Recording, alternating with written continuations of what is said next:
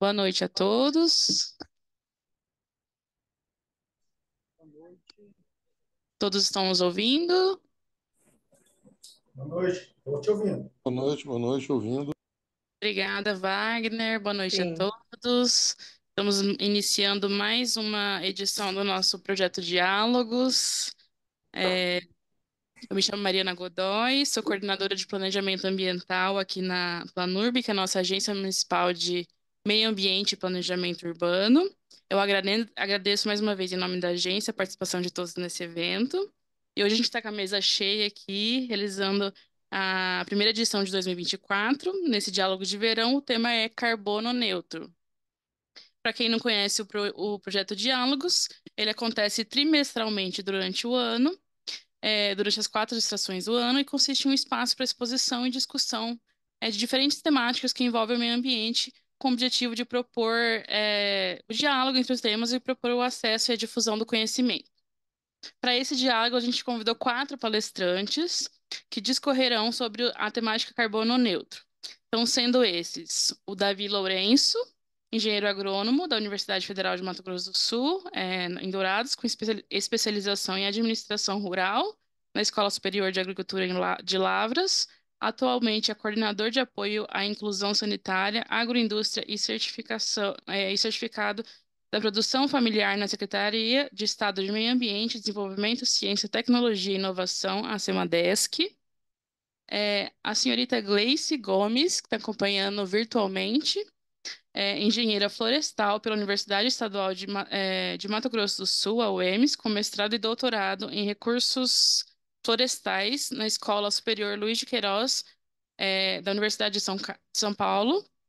Atualmente está à frente da equipe de pesquisa na startup DeepAs, desenvolvendo soluções para a identificação e aferição de impactos sociais e ambientais das atividades de empresas e organizações, com ênfase na medição de emissão corporativa de gases de efeito estufa.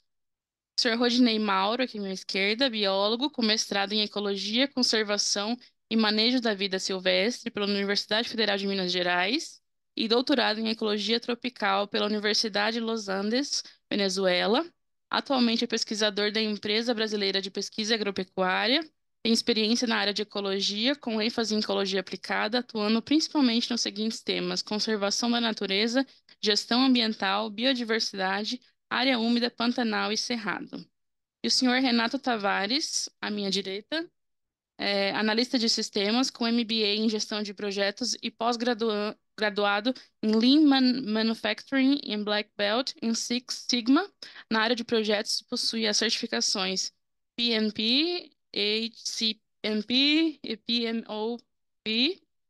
Também possui formações em liderança pela Fundação Dom Cabral e IEL, análise comportamental e métodos ágeis em gerenciamento de projetos. Há mais de 13 anos tem coordenado ações no desenvolvimento de produtos, gestão de negócios, projetos, processos e equipes em entidade do Sistema S, onde tem liderado iniciativas em melhoria contínua de processos, transformação digital e gestão de mudanças organizacionais. Atualmente ocupa a função de diretor técnico do Senai MS. Agradecemos desde já pela presença dos 4. Muito obrigada. Bom, antes da gente iniciar as apresentações, a gente vai fazer só uma leitura dos procedimentos. Então, vão ser realizadas 4 apresentações, com a duração de 20 minutos cada. Depois de terminar as apresentações, a gente concede um intervalo de 5 minutos para coletar algumas perguntinhas que vão ser feitas por meio de formulário, online. Após o intervalo, vai ser feita essa fase de discussões, procedendo à identificação de quem está fazendo a pergunta. A gente lê a pergunta. Após a resposta do palestrante, se permanecerem as dúvidas, a gente abre a fala, ao questionante por 2 minutos para a réplica. Os questionamentos e sugestões que não forem lidos durante o evento serão respondidos por e-mail. Então, a ordem das apresentações vai ser primeiro o programa Senai Carbono Neutro, e na sequência Embrapa Gado de Corte, contribuindo com a mitigação e neutralização de carbono na bovinocultura. Terceiro, carbono neutro na agricultura familiar. E quarto, inventários corporativos de emissões de gases de efeito estufa. Então, eu abro a palavra primeiro ao senhor Renato Tavares. Bem-vindo, senhor Renato. Obrigado, Mariana, obrigado. Agradecer aí pela oportunidade de estar aqui na Planub falando desse tema tão atual, tão relevante para o mundo, né? Vou pedir aqui que será aberta aqui uma apresentação. Vou discorrer nesses próximos 20 minutos sobre o programa Senai Carbono Neutro, uma iniciativa aqui da Federação das Indústrias do Estado do Mato Grosso do Sul.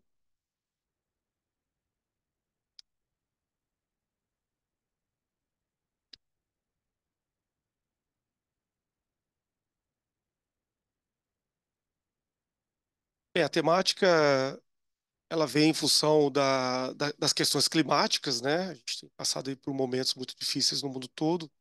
2023 foi o ano mais quente da história, né? Desde que começou a medir a temperatura da Terra, e 2024 a gente já está vendo que vai ser pior um pouco do que 2023, né?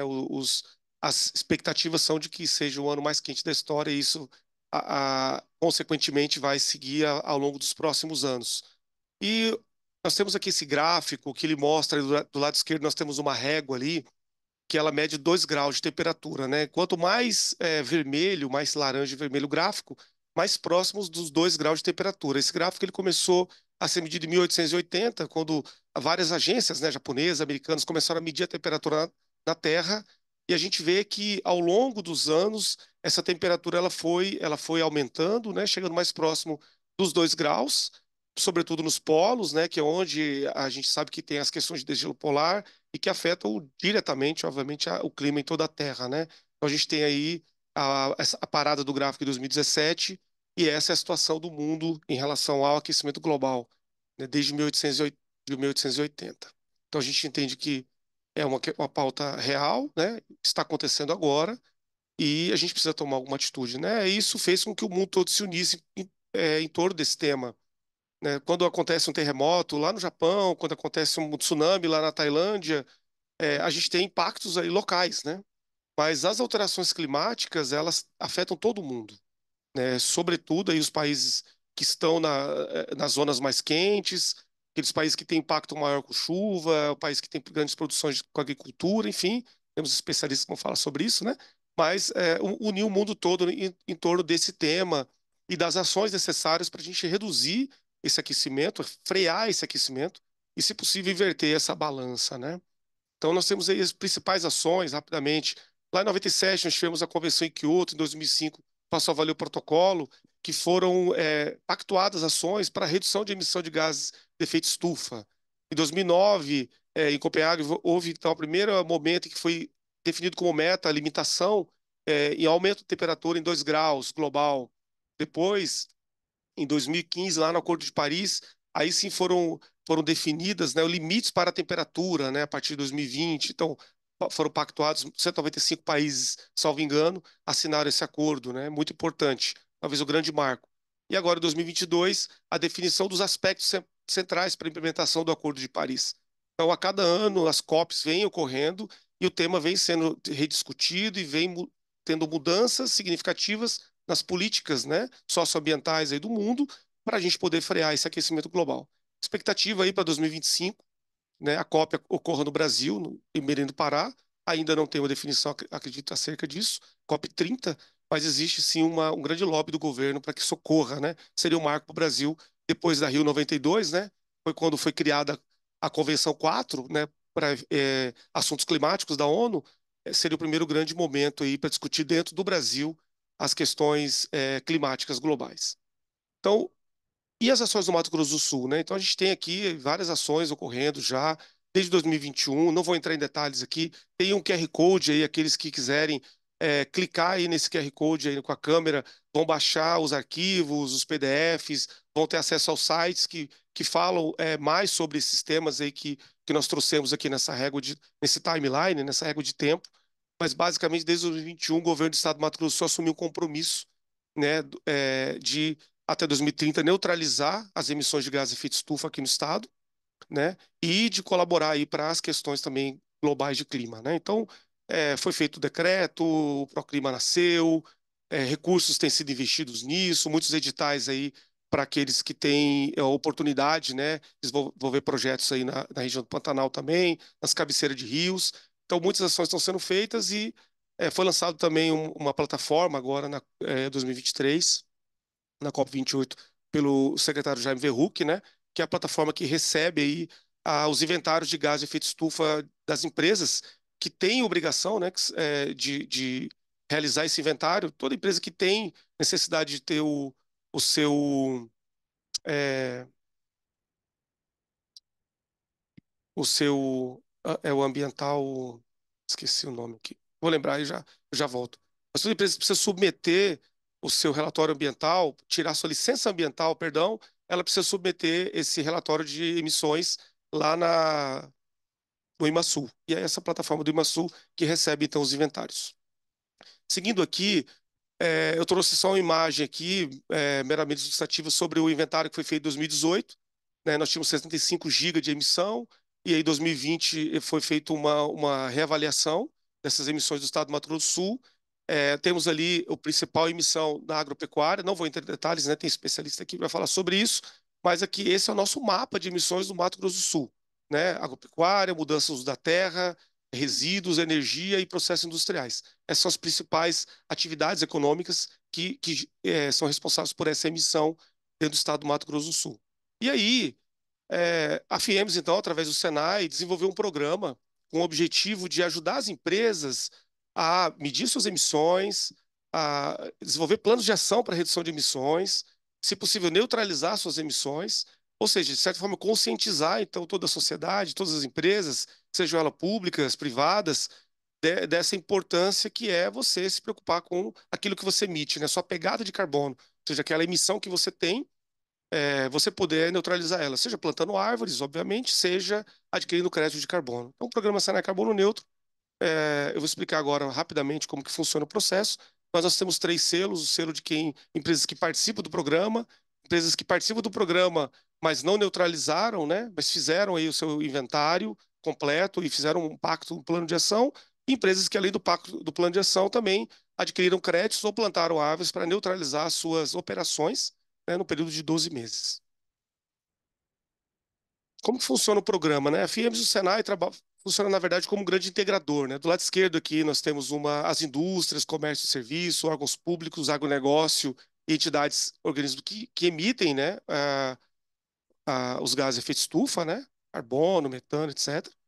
Do lado direito, nós temos as empresas que trabalham nesse programa, né? Que é o Senai, o Inconta, que é uma empresa do sistema FIEMS, é um bloco de convênios, né? Porque o Senai ele não faz, por exemplo, projetos, né, para geração de crédito de carbono, mas nós temos parceiros, outras empresas que fazem. Então, através do programa, elas têm oportunidade, então, de trabalhar em parceria com as fazendas, por exemplo, ou com indústrias, para desenvolver esses projetos aí e gerar os créditos de carbono que podem ser comercializados aí e ajudar a sua atividade econômica. E geradoras também de RECs, né, que são certificados de energia renovável. Quem tem, por exemplo, usinas fotovoltaicas, por exemplo. Então, nós temos uma mandala que explica como é que esse programa funciona, tá? A gente tem o cadastro, o inventário de GE, gás de efeito estufa, plano de ação, o inventário de propriedades, projetos de geração de crédito e a neutralização das atividades da empresa. Então, esse é um site que nós temos para cadastro, esse está funcionando. Esse aí é o QR Code que leva você para o site. Se você tiver interesse, pode clicar. Lá você vai ter uma calculadora, né? Que também você pode usar para medir suas emissões diretas aí. E o programa já está no ar, já está funcionando. Como que funciona, então, esse passo, né? Primeiro tem o cadastro da empresa ali no site. Aqui, nós trabalhamos com o escopo 1 e 2, né? Escopo 1 são as emissões diretas da empresa. Escopo 2 é ligado à energia que ela consome, né? Se ela usa energia elétrica, mas nós temos uma matriz limpa, né? Que é a matriz de geração é, de usinas hidrelétricas.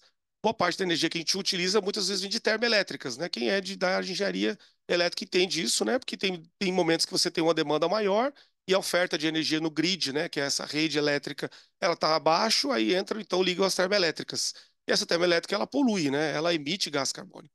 Então, dependendo do uso da matriz da termoelétrica no ano, existe um cálculo que é feito que pesa sobre a energia elétrica. Então, dependendo do uso de energia, existe um cálculo que é feito e diz, ó, nesse ano você então emitiu tanto de gás carbônico em função da energia que você consumiu. E aí você pode neutralizar essa emissão com o RECs, né, que são créditos de energia limpa, crédito de energia fotovoltaica, por exemplo, né? lembrando que cada crédito corresponde a 1 tonelada de carbono equivalente emitida na atmosfera. Então, escopo 1 e escopo 2 é aquilo que o nosso programa trabalha. O escopo 3, a gente costuma dizer que é do berço à cova de um produto. Você tem um celular na sua mão aí, esse celular ele foi desde o início da produção dele lá, do primeiro componente eletrônico dele, ele começou a emitir carbono. Então, quando você mede o escopo 3 de um produto, eu vou começar a medir desde a da matéria-prima dele até o momento que ele é descartado e destruído. Então, toda essa cadeia produtiva tem que ser medida no escopo 3. Então, é um grande desafio, claro, de qualquer empresa, qualquer produto, você ter essa medição. Lógico, tem muitas empresas, grandes empresas, como Suzano, por exemplo, ela afirma que o produto dela é carbono neutro, porque toda a cadeia produtiva dela, ela está lá no começo, na indústria, é mais fácil medir. Né? Quem está lá no serviço, muitas vezes, que é uma empresa aérea, por exemplo, é mais fácil ela comprar o crédito de carbono do que ela tentar mapear toda a cadeia dela e dizer cada detalhe do banco que ela comprou, quanto foi emitido de carbono naquele assento que você usa para voar, por exemplo. Então, é importante entender escopo 1 e escopo 2 é o que o programa Senai trabalha. E aí, dentro da questão das reduções de emissões, nós temos aí é, troca de matriz energética, né? Se você usa queima, por exemplo, uma indústria que queima cavaco, e ele vai mudar a sua matriz para, por exemplo, para energia ou para o hidrogênio verde, né? Vai queimar o hidrogênio, mas que vem de uma matriz limpa de energia. Processos produtivos mais eficientes, lean manufacturing, eficiência energética, né? Trocar lá a sua climatização, trabalha nas mudanças, né? Que usam a energia, os equipamentos por equipamentos mais econômicos, né? Então, tudo isso pode fazer com que a sua pegada diminua. E novos produtos e processos inovadores também. Então, plano de ação para mitigação é isso. É entrar dentro do processo produtivo, entender como essa operação funciona e aí traçar estratégias para reduzir essa emissão. Depois nós temos aí um potencial de geração de crédito de carbono. Eu trouxe aqui um mapa do nosso bioma geral aqui do Mato Grosso do Sul. Nós temos aí um potencial de 40 milhões de crédito de carbono por ano, né, devido aos nossos biomas, à quantidade de mata. Nós temos mais de 70% da nossa mata preservada no Mato Grosso do Sul. Então, temos esse potencial de geração que poderia gerar até 2 bilhões de reais na economia em função de projetos de crédito de carbono. Como que esse projeto de carbono pode ser feito, né? Muita gente fala, vou plantar árvore, é uma das formas. Mas se você evita o desmatamento, né? Por exemplo, nós temos projetos que são RED, né? Projetos de redução de emissão por desmatamento e degradação. Então, se você diminui a possibilidade de degradar, se você tem uma área que ela sempre incendeia no Pantanal, pega fogo todo ano, e você faz uma ação que evite que o fogo entre naquela área, você evitou que fosse emitido gás carbônico ali, que fosse queimada aquela área. Então, diante desse tipo de projeto RED+, você passa a ter direito a créditos de carbono que foram evitados, né, de ser emitidos aí na atmosfera. Emissões evitadas, no caso da indústria, que eu dei exemplo, né, de trocar matriz energética, o reflorestamento, né, então tem áreas degradadas, a melhoria do gerenciamento de florestas e de solos, né? Ali nós temos ali um plantio direto, né? Que é aquele plantio que você passa a colheitadeira, ficam lá os resíduos e aqueles que não conhecem, né? Eu sei que só tem especialista, né? Mas esse plantio é feito imediato no solo, sem você queimar, sem você retirar, sem revirar o solo. Né? Dentro do solo tem muito carbono, então quando você passa lá um arado, você está jogando esse carbono para cima, né? Salvo engano, até a própria Embrapa, né? Eu vi tem um colega da Embrapa aqui, a Bayer desenvolveu uma metodologia até para medir, evitar o método que evita a emissão de carbono através do plantio, né? Então a Bayer tem até uma metodologia e eu acredito até que sejam gerados créditos de carbono, né? Se você utiliza dessas técnicas aí, Bayer e Embrapa. A integração pecuária, lavoura, floresta, né? Que é também uma estratégia muito interessante para o nosso estado. Eu vi conversando com o Beretta lá da Semadesc o ano passado, ele informou que nosso estado é o estado que mais tem, per capita, obviamente, né? Bois pastando na sombra, né? Então, que essa integração de lavoura, pecuária e floresta já é muito utilizada aqui no Mato Grosso do Sul, muito por conta da questão também da celulose, né? Do plantio aí do eucalipto. Reduções de emissões na agricultura.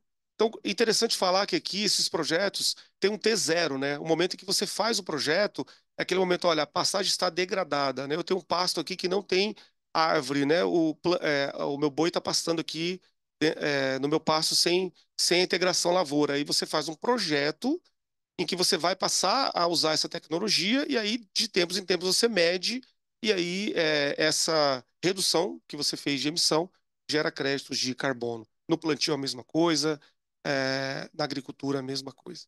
Também na restauração de bacias hidrográficas degradadas e na recuperação de terras degradadas. Então, são formas que a gente tem de gerar projetos, né, estruturar projetos de crédito de carbono que podem valer até 30 anos, dependendo da metodologia, né, dependendo da plataforma que você utilize para submeter esse projeto.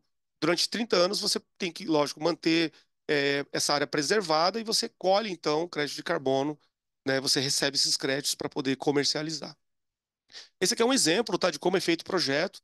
Nós temos ali naquele mapa, ali é o mapa de Aquidauana, ali à direita abaixo. Aquele amarelinho ali é uma época que foi um tempo que foi desmatado. Por exemplo, 2005 a 2008, amarelo, 2008 a 2010, laranja. Ali mostra a pressão por desmatamento. Então, se você tem uma pressão por desmatamento perto da sua área, você consegue fazer uma adicionalidade. Vale mais crédito você preservar aquela área. Então, por exemplo, um projeto no meio da Amazônia, onde você tem 200 quilômetros para cada lado que não queima nada, não tem nenhum desmatamento. O potencial de geração de crédito ele é muito menor do que numa área, por exemplo, aqui da UANA, que tem uma pressão por desmatamento por conta da pecuária, né? Então, são exemplos aí de projetos que podem ser feitos no estado do Mato Grosso do Sul.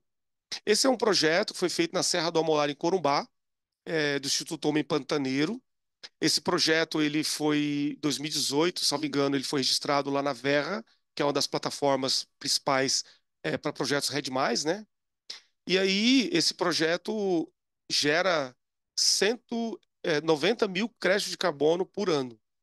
Então, eles têm direito a 90 mil créditos de carbono em função do projeto. Ali à esquerda, abaixo, aquilo que é vermelho ali é o fogo, tá? Então, historicamente, a pressão do fogo sobre a Serra do Amolar. Então, lógico que teve que investir muito dinheiro, né, para não queimar essa área. Se queimar a área, você não pode gerar o crédito de carbono. De tempos em tempos é feito um inventário, né, uma avaliação para ver se aquela área permanece preservada. E aí ali a gente vê ali a vida, né? Voltando ali a onça pintada, eu não sei se é coati, aquele animalzinho ali, vem um outro animalzinho, um porquinho ali. E aí, então, isso são exemplos, né, que são monitorados da biodiversidade voltando ao seu estado natural em função da preservação do homem. Tudo isso tem valor na geração de crédito de carbono, crédito de biodiversidade.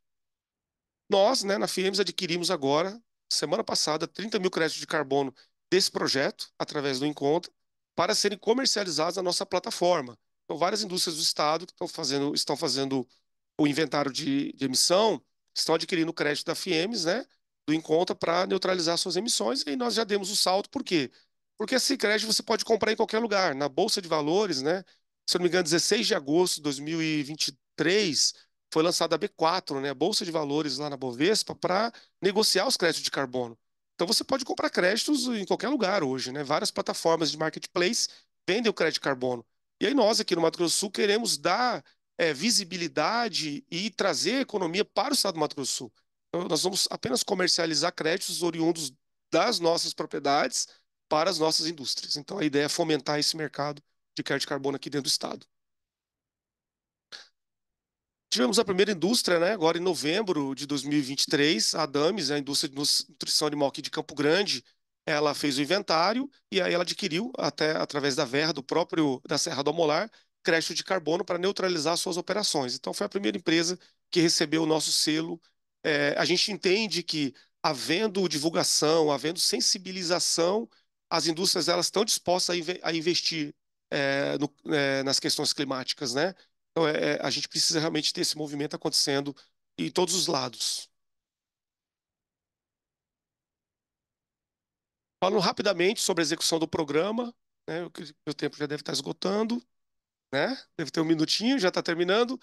Nós tivemos alguns atendimentos em 2023, 32 empresas cadastradas, 20 inventários realizados, 2 projetos de geração em estudo, 43 mil toneladas inventariadas e 352 neutralizadas. Temos uma meta aí desafiadora para até 2026 de 5.700 inventários, né? Temos até o nosso cronograma aqui, rapidamente. Sabemos que nem todo mundo vai querer neutralizar, né? Se aí as empresas olham muito para a questão financeira, você não tem o incentivo do governo, o benefício, é difícil elas investirem, mas a gente acredita que pelo menos 250 empresas aí, esse ano a gente vai conseguir neutralizar as emissões de crédito. Essa é a palavra do nosso presidente. Não sei se o áudio está saindo aí. Eu não sei se está aparecendo, mas basicamente ele está falando sobre a importância do setor produtivo, da indústria, se envolver, né, nessa pauta climática, e a Federação das Indústrias ela está empenhada, né, em ser Arrojado, protagonista é um aí desse projeto projeto. robusto. Deixa eu voltar. Vamos lá. Olha, eu entendo que o sistema indústria vem avançando, atendendo a demanda mundial, levando aí esse produto para as empresas do Mato Grosso do Sul, de um modo geral, para as pessoas que queiram também investir na neutralização de carbono. Esse avanço é significativo, é um projeto arrojado, é um projeto robusto, e eu entendo hoje como um dos maiores projetos do Brasil de neutralização de carbono. Temos avançado significativamente com a área técnica, com o governo do Estado, com a Assembleia Legislativa, na discussão desse projeto. O sonho nosso, enquanto empresários do Mato Grosso do Sul, é termos um projeto arrojado e colocado em prática em toda a sociedade. É isso, meus amigos. Agradeço a oportunidade. Estou à disposição para dúvidas, perguntas, sugestões. É um prazer. Obrigado. Muito obrigada, Renato. Vamos passar a palavra para o Rodinei, aí ao final a gente colhe as perguntas. Rodinei, Eu, bem-vindo. obrigado, Mariana Godoy. Quero agradecer aqui o gentil convite aí da Planurb, em nome da diretora Berenice Domingues. Estamos aqui para conversar um pouquinho sobre carbono. Parabéns aí, Renato, pela sua apresentação. Vai dar bastante subsídio aí para a gente conversar após a apresentação. Então, nessa oportunidade, vamos falar um pouquinho sobre o que a Embrapa Gadicorte, que é sediada aqui em Campo Grande, contribui para a mitigação, neutralização do carbono na bovinocultura, né? Então, do lado esquerdo, nós temos um gráfico, né, do crescimento da população mundial, que em torno de 2100 vai estar em torno de 10 bilhões de pessoas, né? A Índia está comemorando que ultrapassou a China, está com 1 bilhão e 400 milhões. E o Brasil tem uma projeção, se não acontecer nenhuma pandemia, até 1100, eu não consigo ver direito, mas tem uma 0,5% o Brasil está crescendo ao ano. Então, se tiver alguma outra problema aí no percurso, nós vamos decrescer a população por causa também do envelhecimento. Mas sempre tem gente aí para comer. Com essa questão de produção de comida, né? O Brasil ocupou todos os biomas, cada um com sua vocação, mas os biomas eles foram todos utilizados e hoje tem uma pressão grande no bioma amazônico, né? Algumas pressões foram exageradas. Ali onde vocês estão vendo aquele círculo vermelho é um amigo nosso, né? Dr. Arnildo Pote. Esse aí era a erosão da pontinha do coxo. Então, com esse processo do avanço rápido sobre os biomas, muitas vezes não se teve o cuidado, porque tivemos solos frágeis, né, que não suportaram a pressão, a carga de utilização e tivemos grandes fossorocos e erosões. E hoje nós sabemos que essas áreas degradadas, né, que no nosso estado existe o programa do governo carbono neutro exatamente para evitar essas emissões nessas áreas degradadas. Basicamente, essas áreas elas emitem muito, né? Muito gases de efeito estufa. Quando a gente fala em gases de efeito estufa, a gente fala carbono equivalente. Então, o carbono equivalente ele tem basicamente o dióxido de carbono, né? Que é a maior parte, né? Do gás de efeito estufa. Em seguida, nós temos o metano, basicamente representado aí pelos nossos herbívoros, e também o óxido nitroso. E depois nós temos vários outros gases, né, chamados fluorados, que representam um percentual menor, mas também com impacto muito grande nos gases de efeito estufa. Bom, esse gráfico assim como o Renato apresentou o aquecimento, né, evolução, esse é um gráfico de 800 mil anos atrás, como era o comportamento da concentração de dióxido de carbono na atmosfera. Isso aí, a partir da década de 60, começou a ser medido lá no Mauna Loa, que é uma montanha lá no Havaí. Então, então, ele vem medindo, comparando com o que ocorreu no passado. O que ocorreu no passado, como é que é medido? Através de perfurações no gelo, né, na Antártica, como no Ártico, e comparado com as emissões atuais. Ou seja, vocês podem ver que a partir, né, dos anos industriais, teve uma evolução enorme. Ali vai até 2020, mas em torno de 400 ppm, né? De concentração de dióxido de carbono na atmosfera. Então, isso não é balela, né? Isso é uma coisa que realmente está acontecendo. A Embrapa Gás de Corte, ela foi criada em 1977 aqui na cidade de Campo Grande para trabalhar com essa produção pecuária, apoiar toda essa produção. Eu faço parte do grupo chamado Sistema de Produção da Embrapa Gás de Corte, onde nós temos linhas de pesquisa, entre as quais esse trabalho que foi citado aí pelo Renato, né, Sistema de Integração Lavoura, Pecuária e Floresta, recuperação de pastagens degradadas, bem-estar animal, né, a sombra, é importantíssimo, isso é bastante valorizado, principalmente pelos países que compram a nossa carne, e avaliação do sistema de produção de carne também de ovino e bovino a pasto.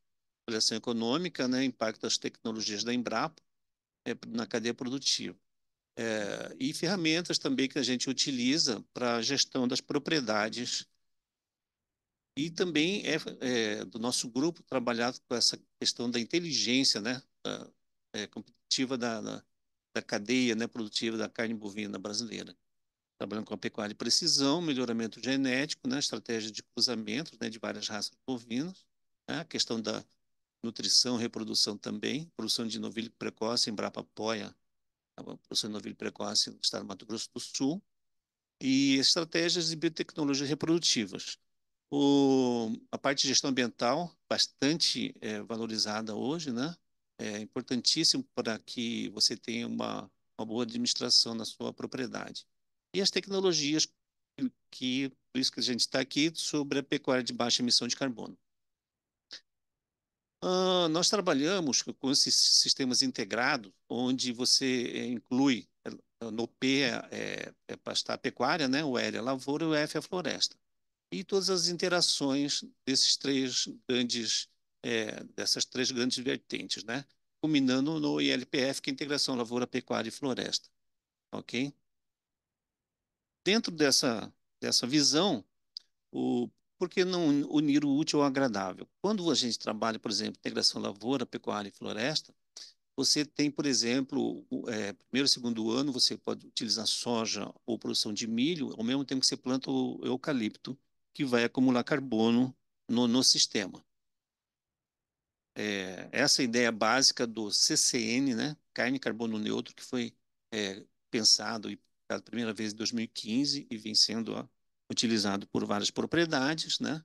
É uma ideia bastante inovadora, onde nós temos métricas para poder discutir essa questão, porque sem a correta medição dessas emissões, você não tem o que conversar. Em 2018, teve mais informações sobre o CCN, né? 50 perguntas, 50 respostas. Em seguida, nós temos outra marca conceito, que é chamado CBC, que é carne de baixo carbono.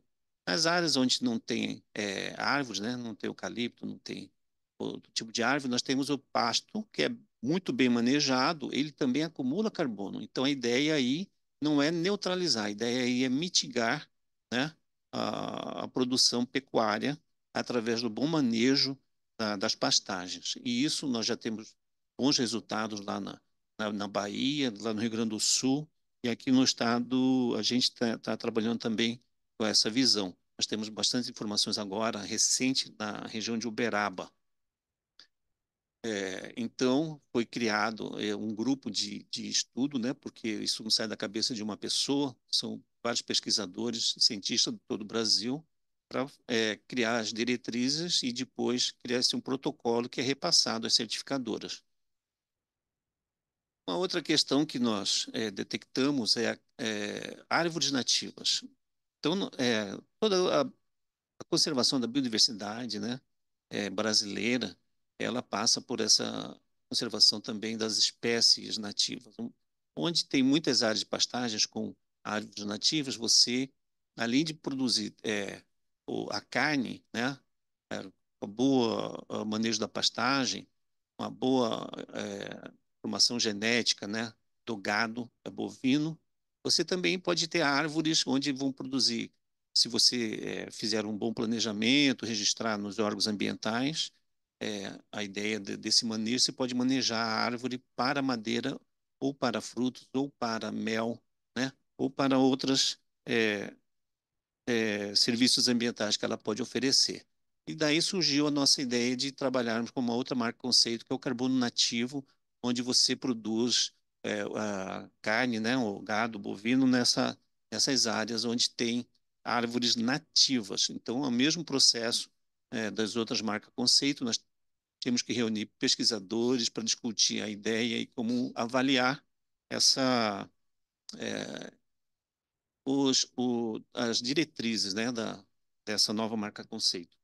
Então, nós fizemos essa publicação chamada Carbono Nativo, né? Está disponível no site da Embrapa. Quem quiser ter acesso pode baixar, né? E ler com detalhe. O carbono nativo, ele basicamente enfoca em LPF e integração na pecuária e floresta. Então, que é o silvopastoril, né? Onde nós temos toda uma avaliação do carbono no solo, né? Nós avaliamos a quantidade de carbono que tem no solo, avaliamos também carbono fixado na pastagem e associado ao solo. Nós temos também a questão das emissões dos animais, né? Quanto que os animais estão emitindo e também quanto que o ganho de peso, né, dos mesmos nesse sistema. E também as árvores que acumula carbono, algumas mais do que outras, né? Você tem densidades variadas, né, de árvores nativas, umas bem mais concentradas do que outras. Então, o produtor ele pode escolher que tipo de árvore ele vai deixar na pastagem, né? E para depois colher os frutos, literalmente, monetário e também os frutos mesmo que o cerrado pode produzir ou outro bioma brasileiro. Esse trabalho, você pode se perguntar, e esse sistema, eles são realmente neutraliza, mitiga? Então, esse trabalho foi realizado na Amazônia pelo colega nosso chamado Bruno Pedreira. Ele era da Embrapa e agora ele está nos Estados Unidos. Ele orientou a Alice Monteiro sobre uma tese de doutorado e publicará agora em janeiro de 2024 sobre os sistemas que nós estamos comentando. Então, eles avaliaram a emissão de óxido nitroso, né, dióxido de carbono, o metano emitido pelo bovino, a fixação de carbono no solo e a utilização de fertilizantes. Então, ali nós temos pecuária, né, integração pecuária-floresta, integração lavoura-pecuária e lavoura-pecuária e floresta. Vimos que todos os sistemas eles têm um ganho positivo, eles acumulam mais carbono do que emitem. Eu falo carbono equivalente, né? Então, por exemplo, a integração pecuária-floresta, que é o silvopastoril, você tem um acúmulo de 69,32 quilos de carbono equivalente para cada quilo de proteína, né, para o consumo humano. Aí você inclui os grãos que foram produzidos no início até que as árvores pudessem crescer, né, e depois colocar os animais. E também os animais que ganharam peso aí durante 4 anos desse sistema. Então, nós vemos que os 4 sistemas, sim, eles não só emitem, como eles neutralizam grandemente a questão do carbono equivalente, ok? Bom, Ah, aqui eu ia discorrer sobre a questão do óxido nitroso, o gás carbônico e o metano, que são os principais gases relacionados à agropecuária. Mas eu vou passar esse slide sem necessidade. Existe muita conversa sobre a produção pecuária brasileira. Então, a Embrapa ela produziu para as crianças, né, que são as mais doutrinadas, uma explicação o que são gases de efeito estufa, né? Que a gente vê muitas campanhas aí por pessoas que nada conhecem sobre a produção no campo aqui no Brasil. Para vocês terem uma ideia, o Brasil, dependendo das fontes, o Brasil produz 3% dos gases de efeito estufa no mundo. 3%. E o Brasil, às vezes, coloca como o quarto grande emissor, o quinto grande emissor, o sexto grande emissor de gases de efeito estufa. E, por isso, nós temos a Embrapa para avaliar essas emissões, apoiando o IPCC e os grupos que avaliam essas emissões aqui no Brasil. O Estado do Mato Grosso do Sul está de parabéns, porque não vamos esperar que alguém de outras instituições venham aqui falar o quanto nós emitimos, e nós temos todo esse grupo de pessoas, de pesquisadores que podem contribuir para dar um número mais exato, porque eles utilizam as métricas de animais estabulados da Europa para aplicar quanto que os nossos animais emitem. E, na verdade, nossos animais não emitem tanto quanto eles pensam ou querem para penalizar o Brasil. Antes nós tínhamos as barreiras não tarifárias, que é a questão ambiental, hoje são barreiras tarifárias. Então, a França não assinou o acordo com o Mercosul exatamente alegando essa questão de que o Brasil não cuida do ambiente, a produção no Brasil não tem esse cuidado ambiental, e, na verdade, o que a gente está fazendo é todo o contrário do que eles estão falando, né?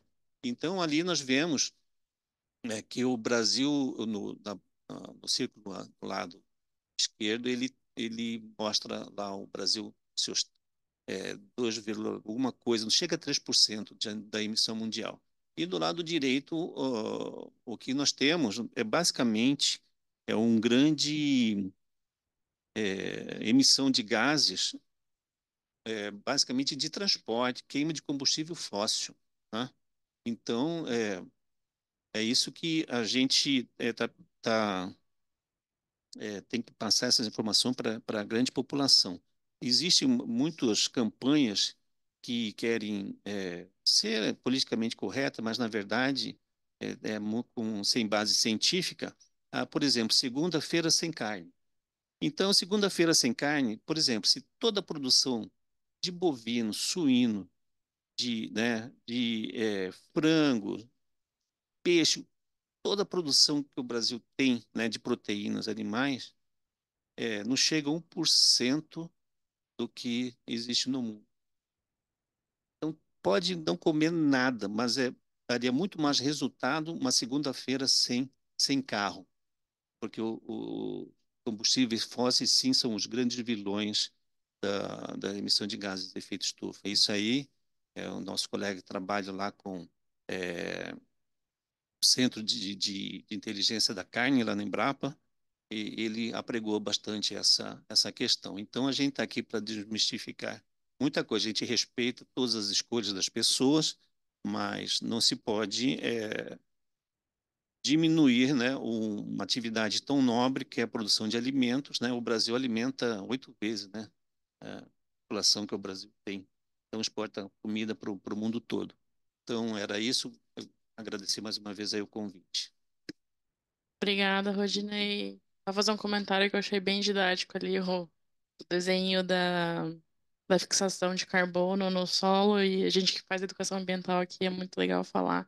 A gente tenta educar bastante sobre a importância das árvores na área urbana e fala da interceptação da água da chuva, e acho que agora fixação do carbono é mais um aliado para a gente falar essa importância, né? Agora com essa ascensão das mudanças climáticas tão em alta, né? Esse tema. Eu posso colaborar, mas Mariana, também as árvores, elas têm o bem-estar animal, prova que a Sim, sombra, ela serve como barreira contra ventos, sim. né? Minimiza, né, a Hum, temperatura para os humanos e para os animais também. E sim, uma série de outras sim, é, benesses que a árvore pode sim. produzir. A gente sempre fala, mas acho que essa deu uma ênfase maior, esse desenhozinho, né, da fixação, achei legal. Mas então tá. Vamos passar agora para o senhor Davi. Bem-vindo, senhor Davi. Fique à vontade. Obrigado, Mariana. Obrigado pelo convite. Cumprimento também os meus colegas aqui que estão integrando a mesa juntamente comigo. E, na verdade, já a gente se sente complementado, vamos dizer assim, nas falas desses colegas aqui, porque essa temática do carbono neutro é uma temática muito ampla, né? E a gente está cada vez aprendendo mais, né? É ampla e bastante nova, né? Então, eu quis trazer aqui, propus trazer aqui uma experiência prática que a gente está iniciando no governo do estado, chamado Carbono Neutro para a Agricultura Familiar. É, a gente, a certificação, a produção, certificação e venda de crédito de carbono por parte da média e grande propriedade já é, através de floresta, já é uma coisa mais ou menos conhecida no Brasil, mas sempre se teve muita dificuldade de colocar isso para a agricultura familiar, para a pequena produção. E nós propomos a fazer um programa desse no governo do estado, principalmente porque o governo do estado também tem essa meta de carbono neutro, neutralizar as emissões aqui até 2030, né? Então, da gente trazer também a contribuição da agricultura familiar para esse carbono neutro até 2030. É, eu queria trazer um pouco dos elementos aqui que eu queria trazer um pouco dos elementos que a gente trabalha para poder chegar no porquê do programa, né? Então, assim, a gente tem um marco importante, que é o protocolo de Quioto. Antes disso, a gente teve a ECO 92, teve uma grande conferência também em Toronto, anos antes da ECO 92, mas em Quioto acontece um momento muito importante, que é quando surge o tal do MDL, né? O Mecanismo de Desenvolvimento Limpo, que a partir desse protocolo de Quioto, a gente tem a possibilidade de gerar, certificar e vender esses créditos para quem não consegue fazer a mitigação, ou seja, você produz CO2, você produz gás de efeito de estufa, só que você não consegue diminuir essa produção, ou mesmo se você diminuir, você continua produzindo eles. Então, nesse protocolo de Kyoto, abre a possibilidade de você comprar para quem está produzindo, para quem está produzindo, para quem está sequestrando CO2 ou gases de efeito estufa da atmosfera, você coloca a partir desse momento a possibilidade de você comercializar esses créditos, né? Então isso abre um espaço muito importante nessa questão mundial, né, da mitigação dos gases de efeito estufa, porque você pode comercializar com entes de diversos países completamente fora, vamos dizer assim, do teu raio de ação. Então, o Brasil pode vender créditos para o Japão, para a China, para a Alemanha, enfim, e vice-versa, né? A gente também pode comprar créditos da Índia, enfim. Então, isso acontece no protocolo de Kyoto com essa abertura, né? E também, com isso, né, abre um player importante nesse cenário, que são os bancos, né? A partir desse momento que você cria essa moeda da venda e da comercialização do crédito, o sistema financeiro ele passa a poder ter mais um ativo financeiro para poder ser comercializado, né? Tanto que aqui já foi citado da Bolsa de Valores brasileira que o ano passado começou a operar, né? Mas na Alemanha, nos Estados Unidos já é mais antigo essa operação. Então a gente tem um parceiro importante aí nessa questão do crédito de carbono, que é o sistema financeiro mundial. Eu acho que ele que está dando e vai dar um grande impulso a essa questão dos créditos de carbono. Posteriormente, a gente teve o Acordo de Paris, né? Em que até o Acordo de Paris a gente não tinha adesão dos norte-americanos, dos Estados Unidos, onde, assim, ao Protocolo de Quioto, depois do Acordo de Paris, vamos dizer assim, você tenha um aperto maior, vamos dizer assim, para que os países possam aderir, né? Teve um percalço aí nesse percurso aí das adesões, que foi o governo Trump dos Estados Unidos, que ele abriu mão, ele não foi signatário, ele rompeu esse acordo, o Acordo de Paris, né? Mas em seguida, com a posse do Biden, os Estados Unidos volta a aderir ao Acordo de Paris. E eu acho que aí a gente tem um grande salto. Eu verifico que dos últimos 4, 5 anos, nós tivemos um grande salto aí na certificação, venda, geração de crédito de carbono no mundo, né? E principalmente países como os nossos, né? Países tropicais, que têm um potencial enorme de sequestro, de geração de crédito, né? Tem muito a ganhar, né? Com relação a isso. Exatamente com a volta dos Estados Unidos aderindo a esse mercado mundial dos créditos de carbono, aderindo a esse esforço que foi feito no Acordo de Paris para a mitigação dos gases de efeito estufa, né? Você tem assim, uma onda nova, vamos dizer assim, né? E aí impulsionado também pelo sistema financeiro, desse crédito de carbono, assim, hoje em dia, acho que se perguntar para uma criança do primeiro grau, ele já sabe, vamos dizer assim, essa história do crédito de carbono. Isso é bom, vamos dizer assim, que é claro que você traz esse tema aí das mudanças climáticas à tona, né? Mas não é algo novo, né? A gente trabalha um dos conceitos que a gente trabalha, que é dos serviços ambientais, que a produção agropecuária ou mesmo e a floresta ela pode gerar. E isso é muito mais antigo do que os créditos de carbono, né? A Europa, por exemplo, parte dos subsídios agrícolas, né, que a Europa pratica, vamos dizer assim, lá há décadas, né, isso desde o século passado, né, uma das coisas, por exemplo, em função da paisagem rural, por exemplo, né, a paisagem rural, que é um serviço ambiental que lá vamos dizer assim, ele é dimensionado e tem valoração, entendeu? E aqui, isso é um dos serviços ambientais. A nossa floresta aqui, além do crédito de carbono, ela tem um serviço ambiental na temperatura, ela tem um serviço ambiental na recuperação de solo, ela tem um serviço ambiental no aumento da biodiversidade, ela tem um serviço ambiental na melhoria, no aumento do abastecimento dos nossos lençóis freáticos, de recuperação de nascentes, de produzir flores, vamos dizer assim, melíferas para a gente ter as abelhas, os insetos fazendo essa polinização e gerando mel, inclusive, né? Comercializáveis. Então, assim, é uma infinidade de serviços ambientais que a floresta pode ter, mas com o crédito de carbono ficou mais fácil, vamos dizer assim, da gente defender essa temática da formação da floresta. Por isso, então, que a gente entrou nesse mercado, né, e criou esse agroflorestário MS, né? Carbono neutro. Para colocar a agricultura familiar também dentro deste mercado de crédito de carbono, né? Através da formação de agroflorestas, né?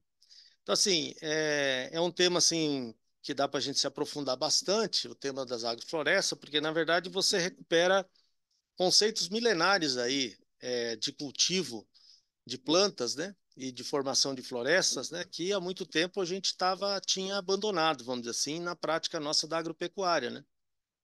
E que a gente vê que ele é perfeitamente factível e muito interessante dele estar surgindo e crescendo bastante nesse momento, né? Porque a gente verifica que além, vamos dizer assim, de você ter uma produção mais sustentável com a agrofloresta, você pode ter um benefício muito forte, vamos dizer assim, com relação a essas questões climáticas e até mesmo contra outras coisas, por exemplo, como a Covid, como essas endemias, essas epidemias que podem ocorrer, essas agroflorestas sendo verdadeiras barreiras, vamos dizer assim, barreiras fitossanitárias que podem estar atuando aí, principalmente em torno de cidades e tudo, né, nas áreas limítrofes aí aos perímetros urbanos, né, o que a gente tem chamado de agricultura periurbana, para você melhorar a condição de vida de quem está nas cidades, né? Então, assim, esse conceito de agrofloresta a gente está achando um conceito bastante interessante, né? Então, assim, das mudanças climáticas que a gente já comentou um pouco, né? Esse aquecimento aí, os nossos parceiros aqui também de mesa também já comentaram, já falaram bastante sobre isso, né? E eu queria colocar um pouco mais sobre a questão da agrofloresta, né? Então, uma das definições interessantes, né? A agrofloresta é um sistema de plantio agrícola, né? Que preserve a floresta por meio da produção de alimentos e da plantação de árvores, né? Na mesma área de cultivo, na mesma área de cultivo, sendo possível implementar este modelo em qualquer bioma e em diferentes modos de produção agrícola, desde o pequeno produtor ao cultivo em grande escala, né? Então nós temos exemplo de agroflorestas já que grandes fazendas aí, né? Inclusive um dos sistemas que a gente pode colocar na agrofloresta, que é essa integração que o nosso companheiro da Embrapa já disse, né? De pecuária e floresta, né? A gente pode praticar isso em grandes áreas, né? Não há necessidade, você não tem limitação de área para a prática disso, né? Então são diversas vantagens aí, né? Diminuição da degradação do solo, né? Possibilita uma renda ao longo prazo para o produtor rural, diversifica a produção, enfim, diversas vantagens aí, né? O arranjo agroflorestal que a gente, nesse projeto, está se propondo a praticar, né? Nesse caso aqui é um arranjo que contempla aí um produtor que possa ter pecuária leiteira, né? E possa ter nesse 1 hectare que a gente está fazendo essa modelagem aqui, dele ter produção, né? Ter produção agroflorestal, né? E ao mesmo tempo que ele tem uma pastagem ao lado, né? Uma pastagem ao lado para ser explorada. Poderia ser também você ter essa formação das florestas, né, juntamente com pastagem. Mas aqui foi só um exemplo que a gente utilizou. Hoje em dia, a pecuária leiteira, quando você fica em uma linha de produção só, você tende a ficar muito dependente das oscilações de mercado, né? A gente está se propondo para o pequeno produtor, ele ter uma área de agrofloresta, que ele consegue ter rendimentos, né? Em épocas diferentes do que ele tem fazendo a exploração leiteira, por exemplo, né? Então ele fica mais adaptado a isso, a esse mercado, né? Aqui a gente tem uma agrofloresta aí sim só para produção agrícola, né? Mas essas modelagens que a gente tem colocado aqui também, elas são bastante diferenciadas, né? De acordo com o produtor. Na verdade, a proposta é da gente criar ambientes de produção o mais complexos possíveis, porque quanto mais complexidade a gente tem no sistema de produção, na natureza, mais estável você tem esse sistema. Então, por exemplo, quando você faz uma monocultura de soja, de milho, você fica muito dependente de pragas, muito dependente de algumas doenças e até mesmo de um uso intensivo de fertilizantes. Quando que você tem um ambiente mais complexo, que você se aproxima mais do que era aquela natureza originalmente, você tem uma estabilidade muito maior e você tende a recriar processos físico-químicos, biológicos no solo, que ele vai proporcionar para todos os seres vivos ali um ambiente muito adequado para eles produzirem, seja fungos e bactérias que estão no solo, como também os frutos, as sementes, os grãos que podem ser produzidos através das árvores. Então, esses arranjos florestais, assim, cada caso é um caso, né? Não tem como a gente levar uma proposta fechada para todos os produtores, isso varia muito de região para região, de microclima para microclima, e até mesmo de hábitos, onde assim, de cultivo daquela família, que também tem que ser aproveitados aí para a gente ter um ambiente mais sustentável, né? Bom, aí entrando especificamente no projeto, né? Acho que os amigos aqui já falaram sobre o mercado de carbono, né? Então a gente pretende, vamos dizer assim, através dessas agroflorestas, né? Isso articulado com os parceiros aí. Nós temos um principal parceiro, que é um parceiro holandês, que é uma fundação ligada ao Banco Rabobank. A gente chama de Fundação Rabobank. Temos um parceiro local também, que é a Associação de Produtores Orgânicos de Glória de Dourados, e o governo do estado, que está ajudando a associação em algumas questões relacionadas a fomento, a crédito, a crédito e também assistência técnica através da nossa da Agraera e mais alguns outros profissionais que a gente vai estar contratando e colocando à disposição desse projeto, né? Então, a gente vai ver em seguida, né, como que a gente pode fazer a certificação, a produção, a certificação e a venda, vamos dizer assim, desses créditos de carbono, né? Então, só fazer uma diferenciação, onde, assim, o tal do mercado regulado e mercado voluntário, né? O mercado regulado hoje funciona bem na Europa, né, onde você já tem os países que já têm legislações específicas a respeito de uma floresta de pinos lá na Europa, por exemplo, quanto que ela gera de crédito de carbono, né, por ano, né? Isso o governo lá já fez essas definições e além disso colocou regras, vamos dizer assim, mercadológicas de como você comercializar, né? Então, onde você tem legislação é chamado de mercado regulado. Só que além do mercado regulado, no mundo inteiro funciona o mercado voluntário, né? Por exemplo, vocês viram o exemplo aqui da produção e venda de crédito de carbono através da Serra do Amolar. Aquilo ali é um mercado voluntário que foi certificado por uma grande certificadora internacional, reconhecida, das melhores certificações que a gente tem, que é a Verra, e ela comercializou no mercado voluntário. Nós estamos entrando também para comercializar no mercado voluntário, porque no Brasil a gente não tem, o governo do estado, o governo federal está com uma iniciativa agora, está na Câmara dos Deputados, no Congresso Nacional, a discussão desse mercado voluntário, mas a gente ainda não tem. Então, o mercado de carbono, rapidamente aqui a gente mostra na imagem, né, que é esse mercado voluntário, né? No caso específico da Fundação Rabobank, eles já têm experiências em outros países, que é a geração desses créditos e a certificação conseguiu ser vendida, por exemplo, a Microsoft para a Google, né?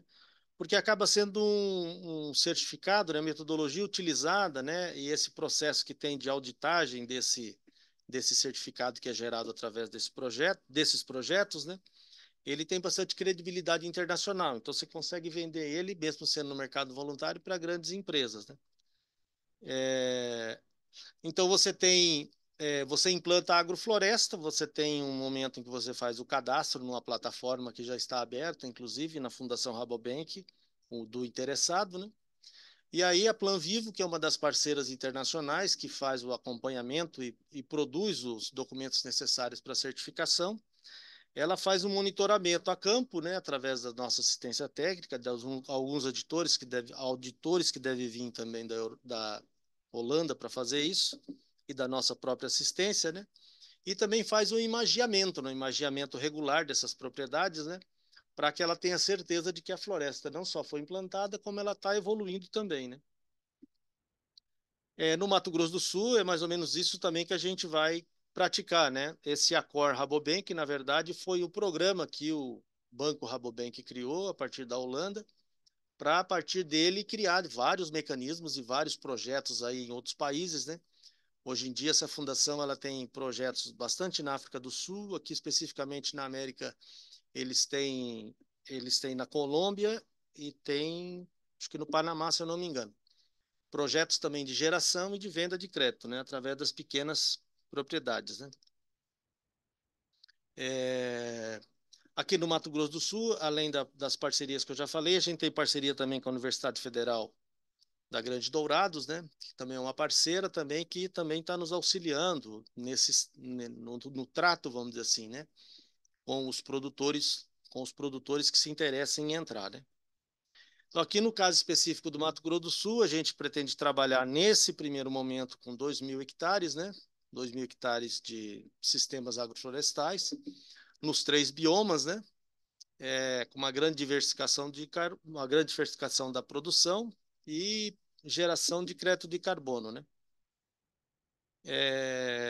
As áreas, só um pouquinho, a área, vamos dizer assim, que você pode entrar com os projetos, ela vai de 0,1 hectare, né, que seria 1.000 metros quadrados, até 3 hectares, né?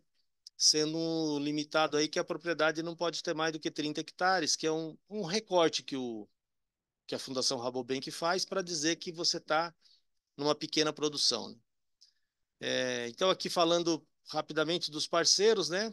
No caso, a Apomes e a Cooperapomes são os parceiros locais lá de Glória de Dourados e Cooperapom de Dourados, a Universidade Federal da Grande Dourados, a Fundação Rabobank, a Secretaria de Agricultura Familiar, que eu represento, né, através da coordenação, e a Secretaria de Estado de Meio Ambiente e Desenvolvimento Sustentável, que é a SEMADESC, do Governo do Estado, né? A Plan Vivo, que é a certificadora holandesa, né? A Alimi é uma parceira também que trata dessas relações Holanda com o Brasil, né?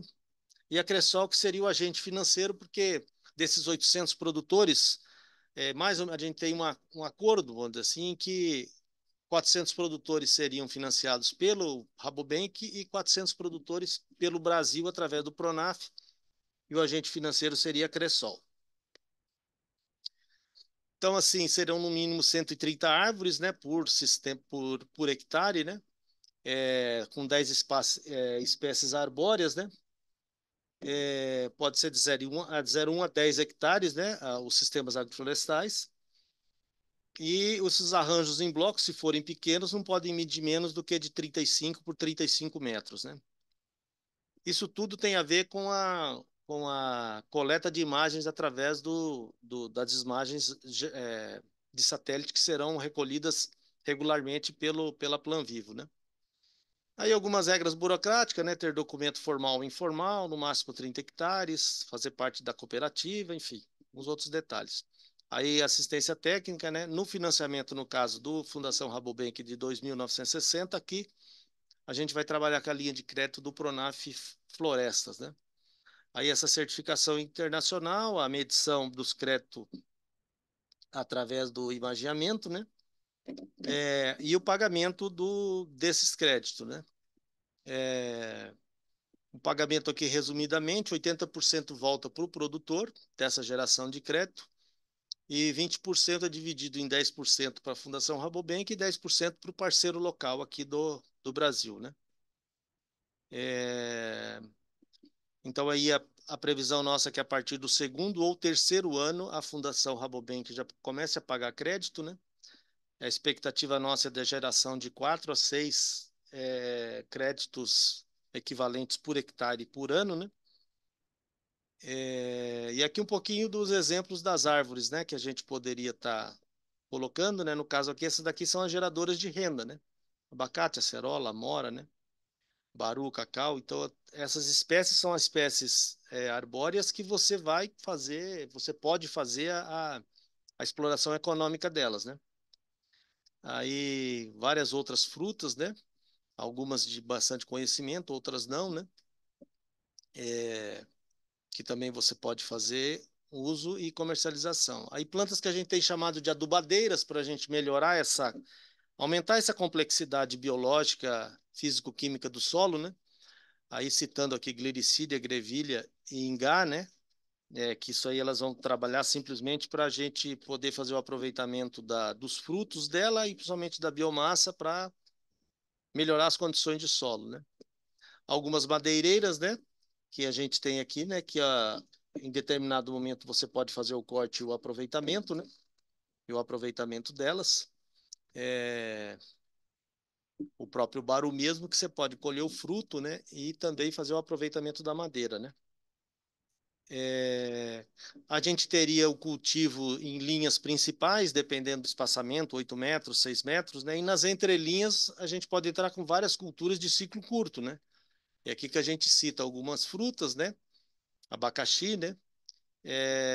Mas também cereais, né? Feijão de corda, feijão de porco, feijão guandu, alguns tubérculos e bulbos aqui, né? Você tem açafrão, você tem gengibre, né?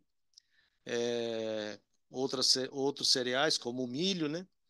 Enfim, vai depender muito da realidade do produtor onde ele está inserido, visando aí as características de mercado. E outras plantas adubadeiras aí que a gente está colocando aí também, o capiaçu, que tem uma capacidade de produção grande de biomassa, né, por hectare ano aí, né? A crotalária, que é uma leguminosa também importante para ser colocada no sistema, né? Aí só mostrando para vocês, essa é uma agrofloresta que a gente tem implantada lá no nosso centro de pesquisa. Inclusive agora no começo de abril, se eu não me engano, acho que é dia 5, a gente tem um dia de campo lá, está bem divulgada no site da Secretaria e da Agraer também.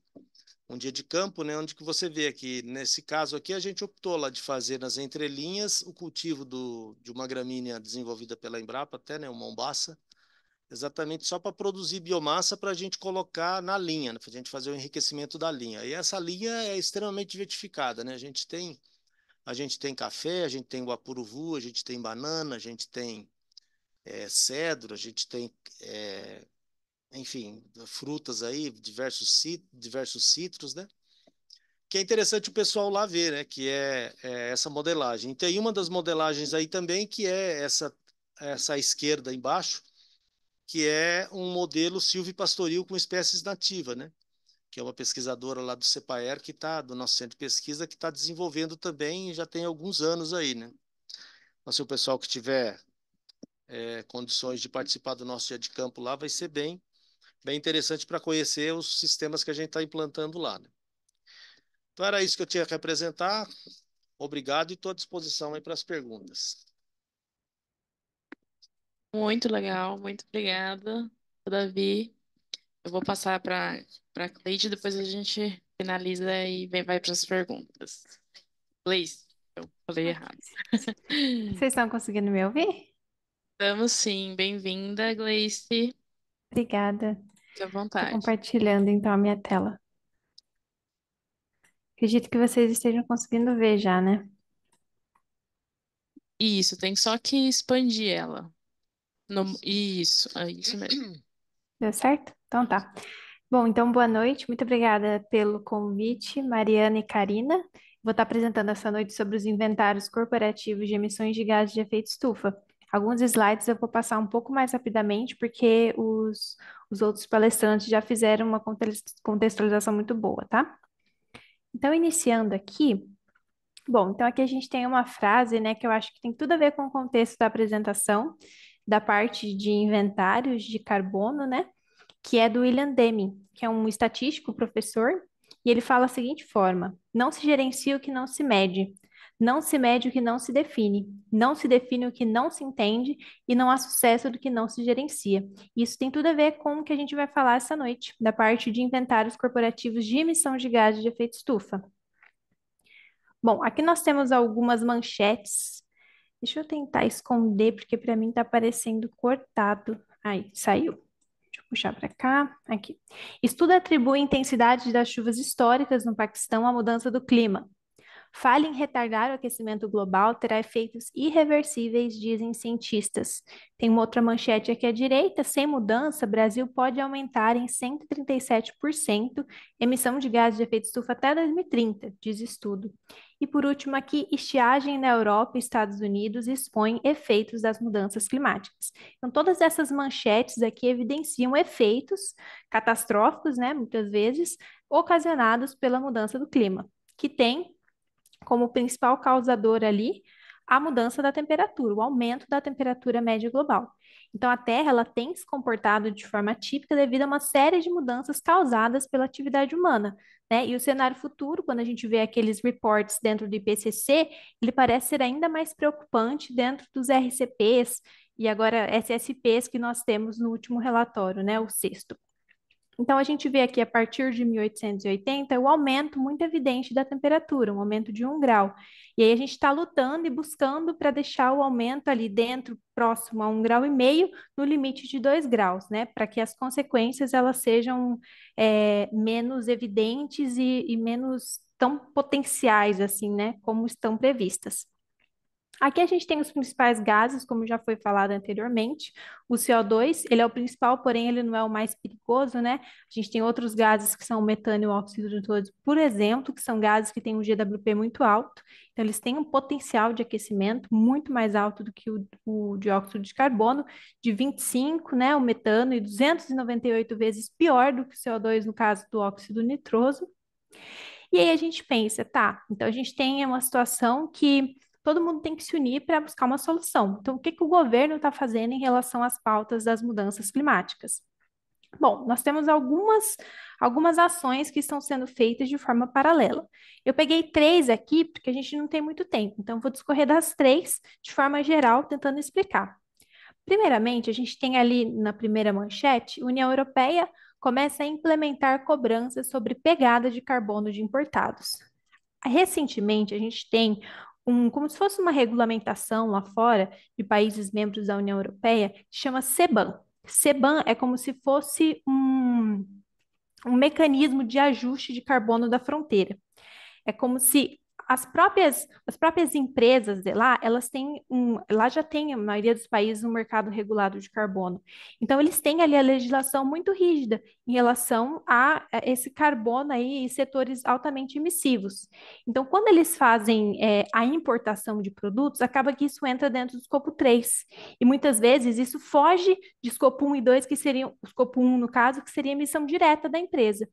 Então, eles estão agora regulamentando isso lá e falando, bom, então a gente vai começar a taxar esses produtos que são importados dos principais setores, como, por exemplo, aço, alumínio, ferro, cimento, eletricidade, hidrogênio. Então, todo produto que vai vir dentro desses setores vai passar a ter uma taxa ali. Então, é o que a gente chama de CBAM. E isso é recente, agora está numa fase de experimentação. A partir de 2026 vai ser realmente essa taxa aí de uma forma efetiva. A gente tem ali uma segunda manchete do governo publicando ali uma revisão da meta de corte de emissões até 2030. E o que o país, como já foi falado ali anteriormente, dos protocolos de Quioto, Acordo de Paris, que estão ali buscando formas dos países terem participação efetiva na solução ali para tentar conter esse aquecimento global, esse aumento da temperatura até 1,5 graus.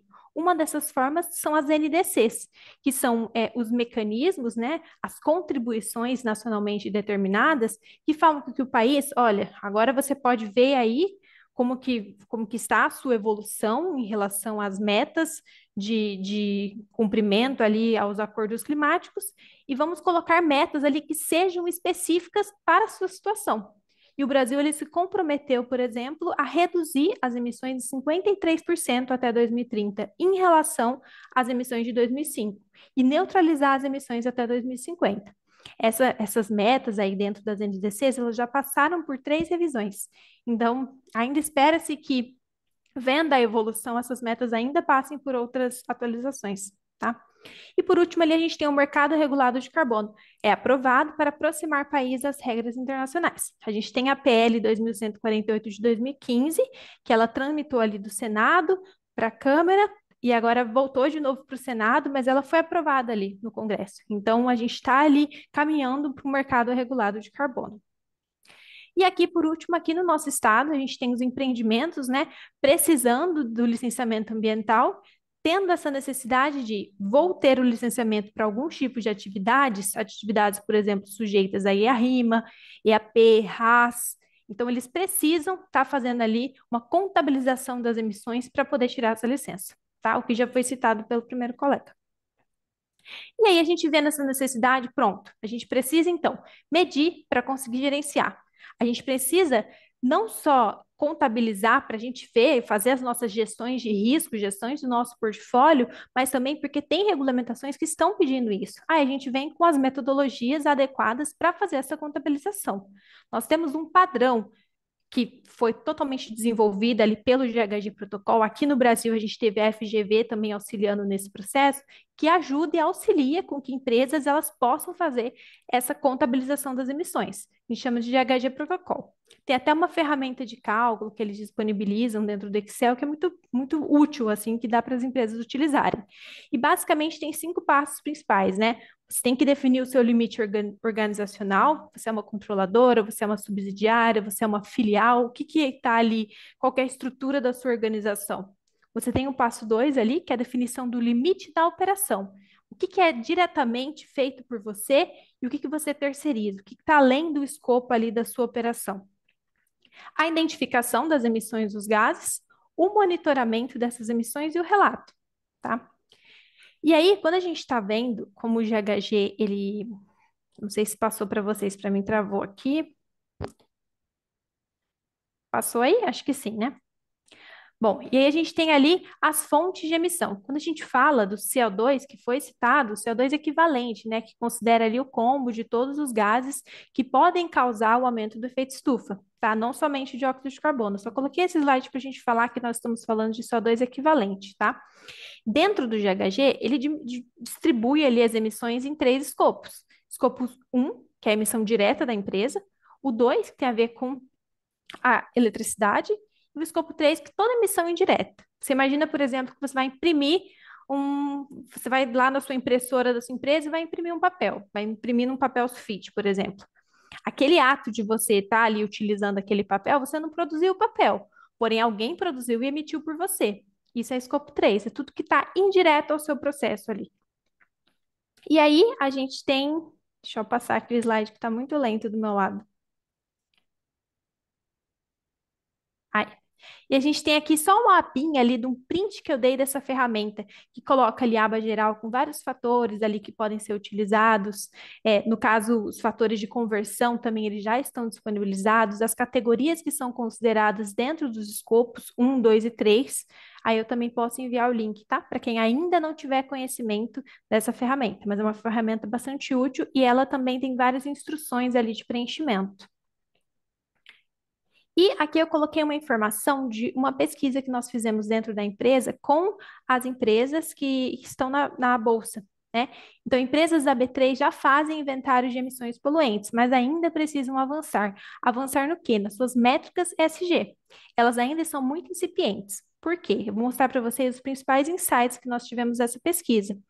80% dessas empresas, empresas da bolsa, empresas grandes, elas possuem inventário. 20% não possuem. Desses 80%, 73% é público, que fica ali dentro do registro público de emissões, e 27% é privado. E aí, o que é mais preocupante é que, são duas informações cruciais que eu coloquei aqui. Eles não fazem controle de certeza, a maioria, 54%, elas respondem ali ou no GHG, ou tem os próprios consultores, ali, analistas de sustentabilidade fazem o inventário, mas eles não sabem muito bem se aquilo ali é uma contabilização adequada ou não dentro daquela categoria. A gente está falando de incertezas no relato das emissões, e muitas dessas emissões publicadas de forma ali que as pessoas utilizam para fazer gestão de risco. E a gente tem aqui do lado também, o que também é preocupante, as categorias do escopo 3, que elas são relatadas ali, muito pouca porcentagem das empresas relatam o escopo 3, e quando elas relatam, elas deixam de relatar, ó, apenas 12%, uma categoria que é extremamente relevante, que é a de insumos, bens e serviços comprados. Então, essa categoria ela pode representar até 70% das emissões da empresa, só que ela está no escopo 3. Como o escopo 3 não é obrigatório, acaba que não é relatado na sua completude, que é um problema também. Mas, quando a gente está falando por que eu trouxe esse tema aqui, que eu acho importante, né? Porque, que nem todo mundo ainda tem o conhecimento de relatar, para você conseguir gerenciar, para você conseguir estar dentro ali do que está vindo de normativa, de regulamentação, você precisa ter um inventário. E mais do que só ter um inventário para atender regulamentações, é você estar dentro de oportunidades, é você estar ali um perfil para obter oportunidades.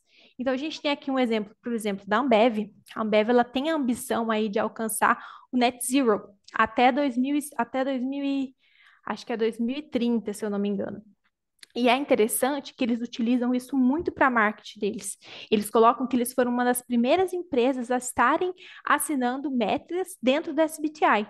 Então, eles colocam ali, ó, nós fomos um dos pioneiros, nós estamos entre as 100 empresas que mais estão crescendo com métricas ESG. Então, eles utilizam isso para a própria jogada de marketing deles. Outro exemplo também, a gente tem a Localiza, que ela mapeia as emissões de carbono de clientes e lança o Neutraliza. Então, imagina que tudo isso ia para o escopo 3 dela. Não é uma emissão direta dela, é uma emissão do cliente, mas que ela já compensa fazendo o próprio cliente pagar por essa emissão. Outro exemplo. E tudo isso porque ela conseguiu gerenciar o seu inventário.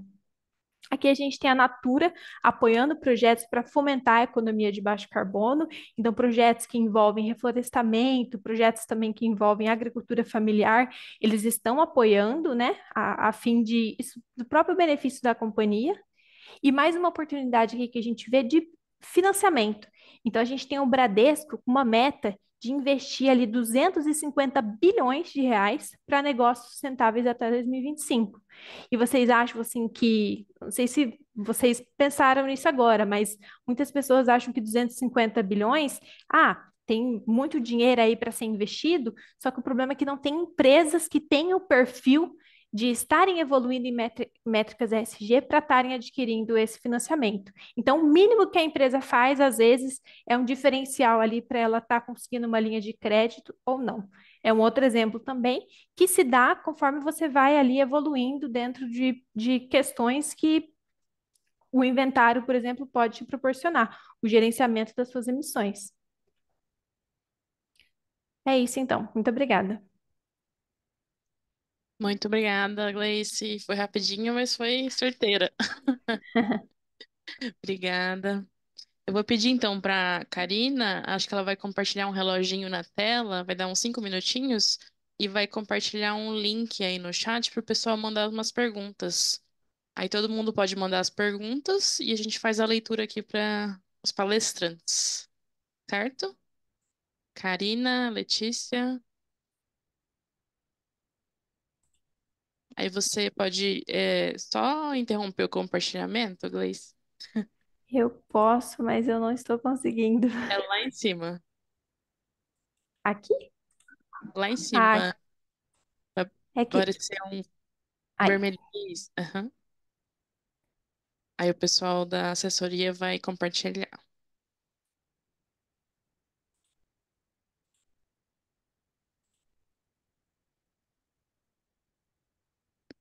A gente já volta daqui 5 minutinhos, pessoal.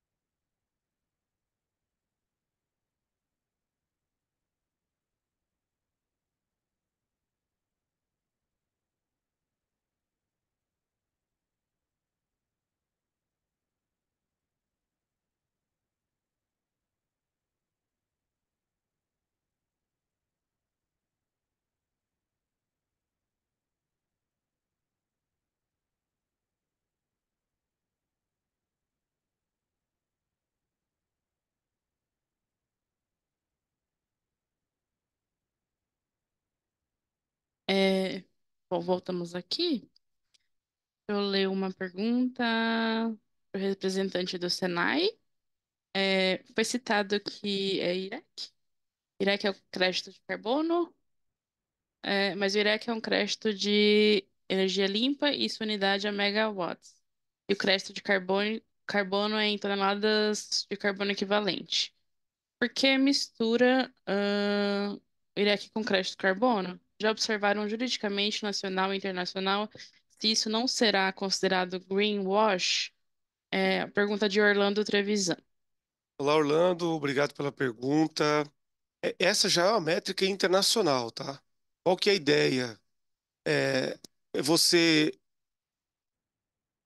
pagar o que você deve, da mesma, comparar banana com banana. Então, se eu estou gerando emissão através da energia elétrica, se eu e gero lá, foi correta a sua colocação de que as medidas são distintas, né? Você gera um crédito de carbono, um REC é um megawatt gerado através de energia limpa, mas quando você converte isso para carbono, a sua métrica também de energia elétrica também ela vai para carbono.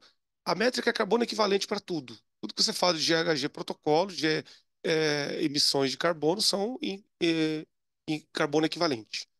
Então, essa é a ideia. Não existe nada errado nisso, tá? Essas são métricas internacionais. Existem certificadoras brasileiras, inclusive, né, o Instituto Totum, se eu não me engano, é a única certificadora brasileira hoje para crédito de carbono e energia renovável. Quem tem usinas a partir de 1 mega de geração pode aplicar seus projetos. O iREC, ele é bem mais barato. Por exemplo, um crédito de carbono e energia, ele custa aí R$ 2 a R$ 5, mais ou menos, no mercado.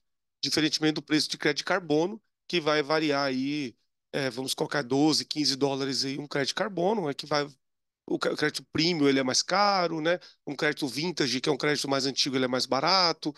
Se for de uma origem desconhecida, ele vai valer menos ainda. Então, estava comentando com os colegas aqui, quando a Bovespa abriu a B4 ano passado, 95% dos créditos de carbono que foram colocados, né, à disposição do mercado foram negados pela Bolsa, porque a origem desses créditos era duvidosa, né? Você traz um crédito de 5, 6 anos atrás, por exemplo, e aquela área pode não estar mais lá, ela podia ter sido queimada, desmatada. Então, isso tudo gera essa descredibilidade do mercado que é voluntário, como foi colocado pelos colegas. Então, essa metodologia é internacional de medição, até por isso que existe o escopo 1 e 2 são separados. Um de emissões diretas e o 2 apenas ligados à energia elétrica. Espero ter respondido a sua pergunta. Obrigado. Orlando, está presente? Gostaria de fazer alguma réplica? Foi atendido?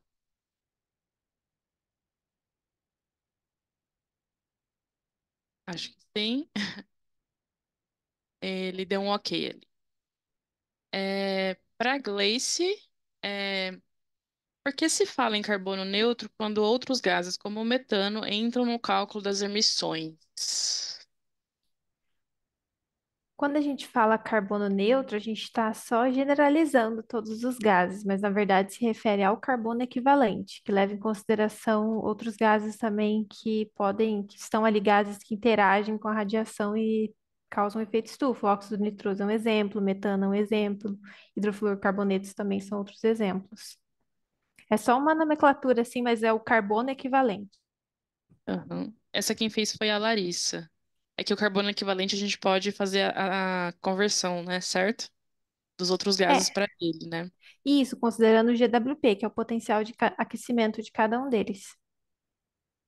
Larissa, tá presente? Gostaria de fazer alguma réplica? Entendeu?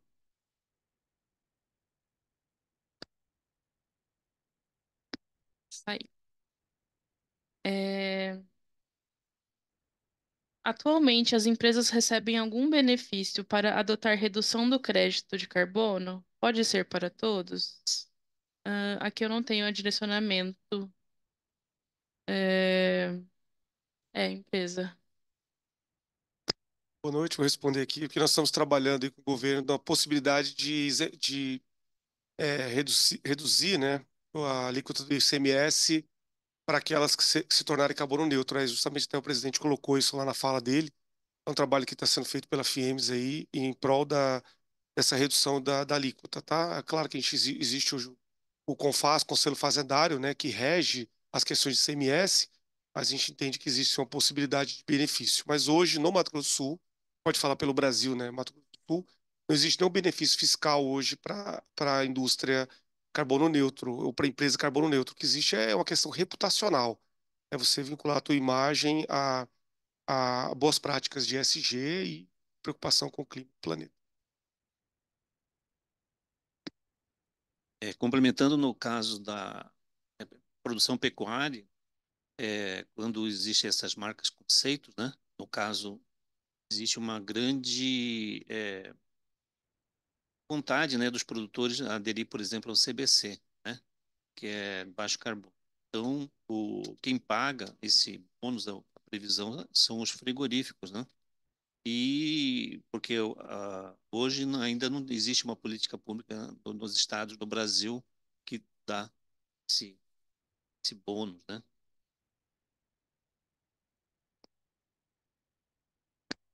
A próxima pergunta, professor. Quais os maiores desafios do programa da agrofloresta?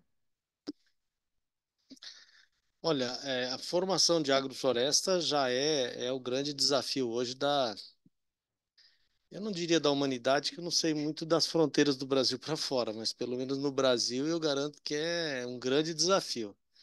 Porque quando a gente teve a Revolução Verde, há 50 anos atrás, mais ou menos, quando ela entrou intensamente no Brasil, você fez uma especialização da produção agropecuária. Então você passou a considerar poucos elementos, vamos dizer assim, físico e químicos nessa produção.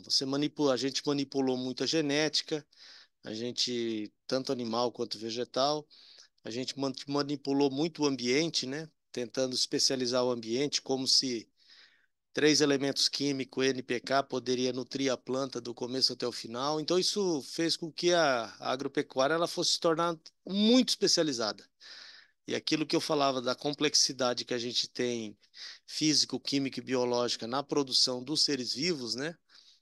Isso foi deixado de lado. Então, agora a gente está voltando a querer ter essa complexidade, né? Então, isso é tudo muito novo, né?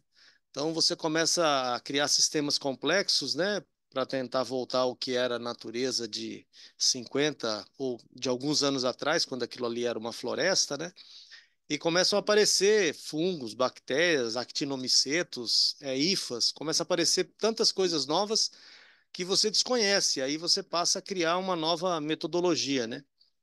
Então, assim, acho que o grande desafio nosso é a persistência aí, né? Da gente, acho que a sociedade brasileira, pelo menos, vive esse impasse aí da questão das mudanças climáticas, né? A gente está percebendo isso, é notório.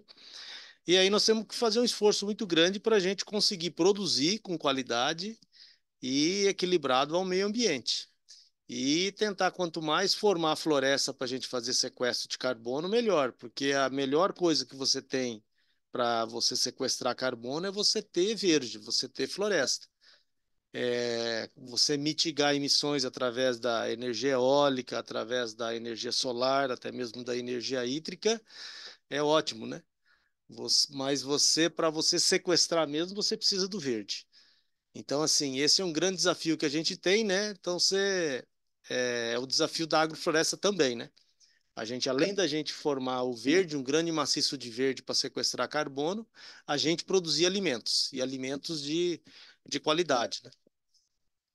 Posso contribuir com o Davi Lourenço? Nós tivemos, 3, 4 anos atrás, no Congresso Mundial de Agrofloresta, Montpellier, na França. E existe um movimento muito grande de se trabalhar com agrofloresta em todos os países, em todos os continentes, inclusive lá na França. E um grande desafio é remunerar, né, o pequeno produtor com essa produção. E uma das alternativas que se aventa, né, e o Brasil hoje está, acredito, tá no caminho certo, por exemplo, seriam as indicações geográficas, por exemplo, foi falado no cacau, aqui nós temos castanha de Cumbaru, a quanto o quilo da castanha, né? Em torno de R$ 300 o quilo, porque você compra um pouquinho, tá R$ 30, né, 100 gramas. Então, agregar valor a essa produção dos pequenos e médios produtores para que ele também possa sobreviver e ter o seu sustento. Então, esse é também um desafio bem grande, né? Que a gente vê na questão da agrofloresta. Obrigada. Pergunta para o Sérgio, acho que ele é da nossa equipe. Temos mais uma pergunta. É possível produzir pecuária e agricultura 100% carbono neutro? Para o Rodinei e para o Davi. Quem perguntou foi o Carlos. Olá, Carlos. Agricultura, sim, 100% é possível. E naquela tabela que eu mostrei na minha apresentação, integração lavoura-pecuária, você tem já 100% carbono neutro. Na verdade, você tem um acúmulo, né, de carbono é, tanto no solo e você também tem esse ganho, né, em relação à quantidade de quilos de alimento produzido. Então, é possível. Então, quando a gente fala na agrofloresta, o Davi pode complementar. É da agrofloresta 100%, né? Tanto que a gente vai gerar crédito e vai vender, né? Você introduzir os ruminantes aí no meio, eu acho que é perfeito também, né? É que a gente tem que ter sistemas mais complexos, né? Que você não tenha vamos dizer assim, uma produção de carne simplesmente para o consumo de um tipo de gramínea só. Você pode ter leguminosas misturadas nessa produção de gramínea. Com leguminosas você pode fazer mais fixação de carbono no solo. Essas gramíneas melhores tratadas no sistema agroflorestal, elas também vão ter condições de armazenar mais carbono, vamos dizer assim, na matéria orgânica. E aí as mitigações dos gases que esses ruminantes podem estar emitindo, né? Elas serão muito maiores. Então, é a possibilidade grande aí da gente ter ambientes equilibrados, né? De produção de vegetais e produção de carne, né? Através dos ruminantes, né? Num sistema bastante equilibrado, né?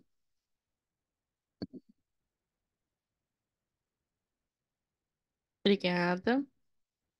A gente tem mais uma pergunta, mas acho que o professor André já saiu, mas eu vou fazer a leitura. Ele comentou, trabalha em uma escola privada e gostaria de saber se há alguma prática a partir do projeto de vocês sobre carbono zero que podemos aplicar de forma a contemplar a comunidade escolar, cerca de 1.500 alunos. Eu não entendi se é de forma educativa ou se é de forma a reduzir, enfim, né? Como prefeitura, eu posso dizer que a gente pode levar, né? É só solicitar palestras, enfim. Temos o Fundo de Apoio à Comunidade também, que tem a usina de triagem, que pode levar de forma educativa como fazer a compostagem, como fazer hortas, né, urbanas. Também outras práticas, enfim, de redução de carbono. A gente pode ensinar como fazer, de forma educativa. Não sei se vocês também têm outros projetos. A Embrapa, Corte, ela tem o setor que organiza, né, a visitação de escolas, né, do município.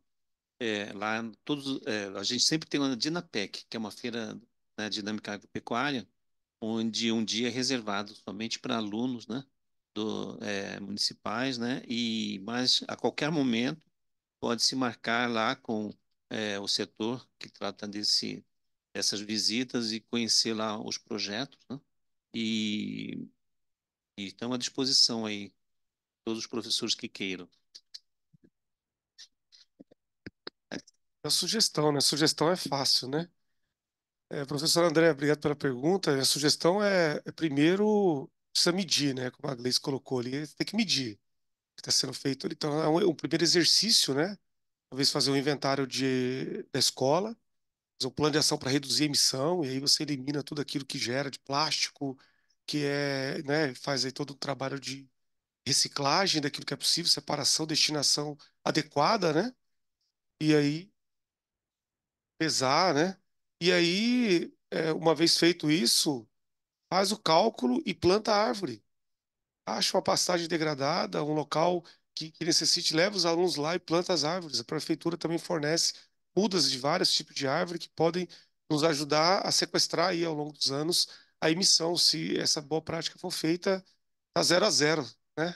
Minha opinião. Espero ter contribuído.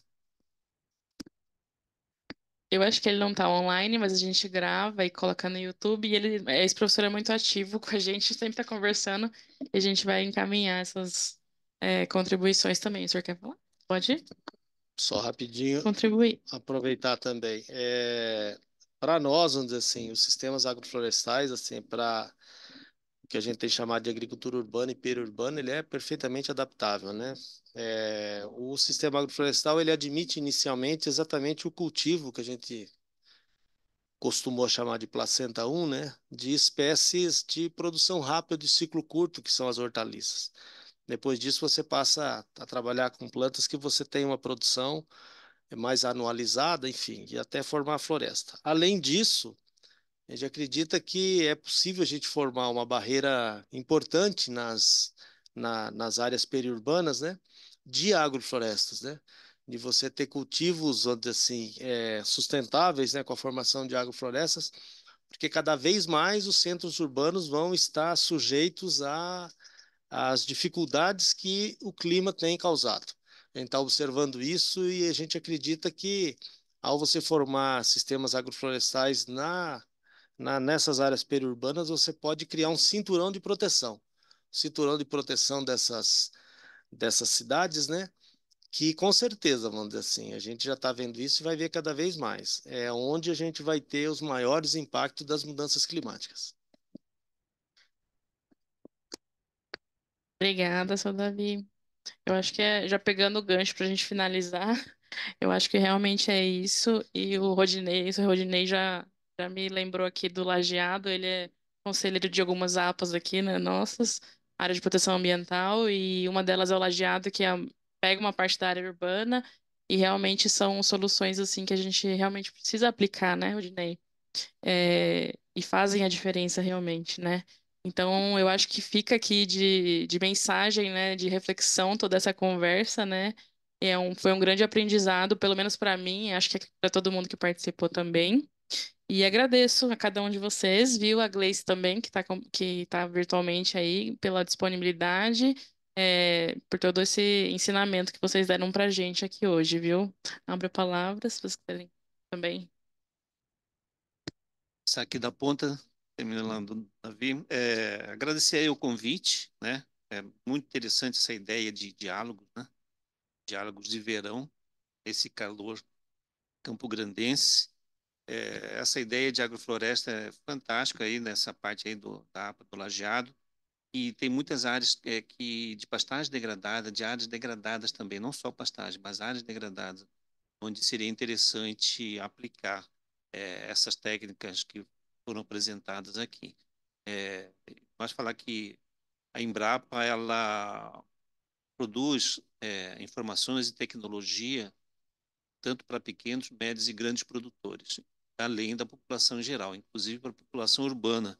E a gente está à disposição para quem quiser pesquisar um pouquinho mais sobre as atividades da Embrapa Gade Corte, né? A gente participa, como a Mariana falou, nos conselhos das 3 APA, APA Guariroba, Cerola e Lajeado. E assim a gente tenta contribuir aí para o desenvolvimento aí da nossa cidade.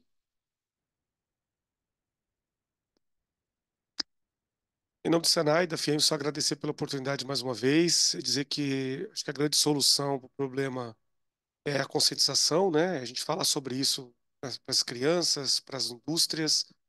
Eu realmente acredito que em breve aquelas empresas que não estiverem adequadas a essas questões climáticas e realmente engajadas, né? Como até o colega questionou sobre a questão do greenwash, né? Aquelas que estiverem definitivamente engajadas aí nas questões climáticas, terão um mercado aí muito grande à frente. Nossos filhos já estão sendo envolvidos nisso, nas escolas, enfim.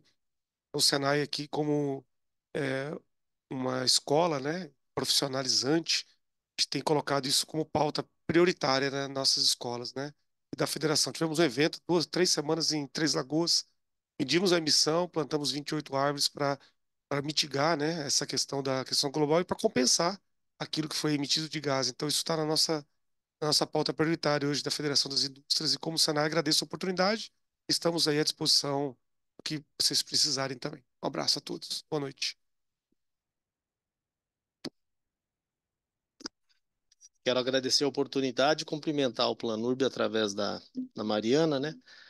O Planurb tem uma história forte aqui em Campo Grande. Acho que se a gente gosta de Campo Grande, quem mora em Campo Grande tem muito orgulho de morar em Campo Grande e gosta de morar em Campo Grande, a gente deve bastante ao Planurb. Sempre foi uma entidade muito atuante, onde assim, sai governo, entra governo, uma entidade muito atuante aqui no estado, aqui em Campo Grande, né? E parte dessa beleza que a gente tem em Campo Grande, inclusive da preservação do verde aqui, né? A gente deve muito ao trabalho do Planurb, né? Sobre agrofloresta, quero reforçar, dia 5 a gente tem o dia de campo, lá no nosso centro de pesquisa, né? Da Agraer, que a gente chama ele de CEPAER, né? Na saída para Rochedo, né? Próximo ao Detran. Para quem quiser conhecer um pouquinho mais do sistema agroflorestal que a gente está se propondo a implantar aqui no estado para a agricultura familiar, né? Então, obrigado a todos que assistiram, né, que participaram junto conosco, né, e estamos à disposição aí na Secretaria lá da Agricultura Familiar, na Semadesc, para também tirar dúvidas e dialogar com vocês sobre o assunto. Gleice? Bom, então eu quero agradecer também o convite e a oportunidade à Planurb. Como representante da DIP, eu não falei nada da empresa, mas a gente basicamente ajuda aí as empresas a solucionarem questões de como que elas estão impactando o meio ambiente.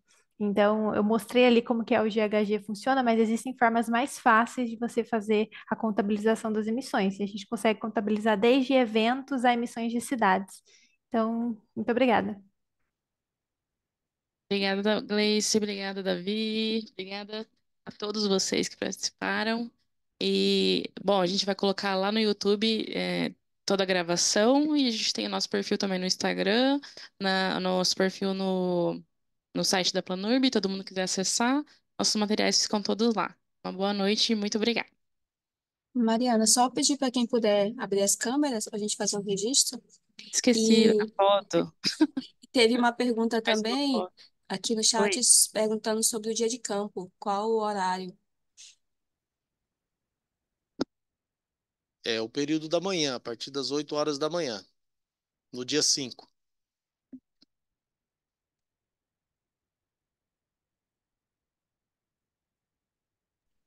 Você Registro vai feito, tirar? gente. Obrigada, tá? Eita, Boa já noite foi, a nem, todos. nem avisou a gente, Karina.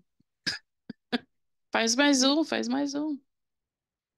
Um, dois, 1, 2, 3. aí. Então tá, obrigada, pessoal. Obrigada, pessoal. Boa noite. Boa noite. Boa noite. Boa noite. Bom, mas um público grande que assistiu aí, né?